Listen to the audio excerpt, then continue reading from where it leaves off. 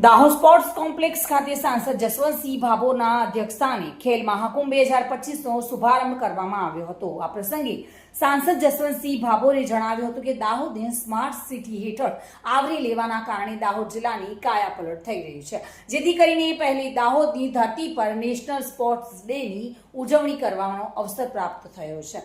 રમતગમત, યુવા અને સાંસ્કૃતિક પ્રવૃત્તિ વિભાગ, ગાંધીનગર અને સ્પોર્ટ્સ ઓથોરિટી ઓફ ગુજરાત તેમજ જિલ્લા વહીવટી તંત્ર દ્વારા ખેલ રત્ન મેનેજર ધ્યાનચંદજીની જન્મ જયંતિની ઉજવણીના ભાગરૂપે નેશનલ સ્પોર્ટ્સ ડે 2025ની ઉજવણી દાહોદ શહેરમાં નવો આકાર પામી રહેલ સ્પોર્ટ્સ કોમ્પ્લેક્સ ખાતે કરવામાં આવી હતી।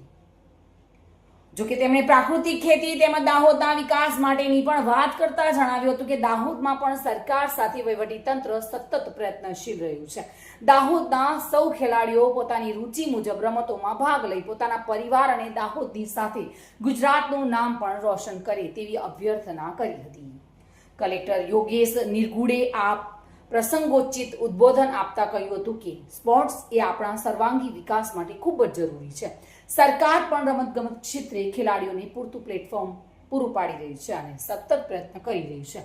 દાહોદમાં પણ ઇન્ટરનેશનલ કક્ષાએ રમી શકાય તેવી રમતો માટેની તૈયારીઓ કરવામાં આવી રહી છે। ખેલાડીઓને જરૂરી તમામ સુવિધાઓ મળી રહે તે માટે સરકારની સાથોસાથ જિલ્લા વહીવટી તંત્ર પણ સતત કાર્યરત રહેશે। કાર્યક્રમના અંતે ઉપસ્થિત સૌએ ઓલિમ્પિક મૂલ્યોને આત્મસાત કરવા માટેની પ્રતિજ્ઞા લીધી હતી। સુરેશ કાપડિયા સાથે bureau report, today Gujarati news.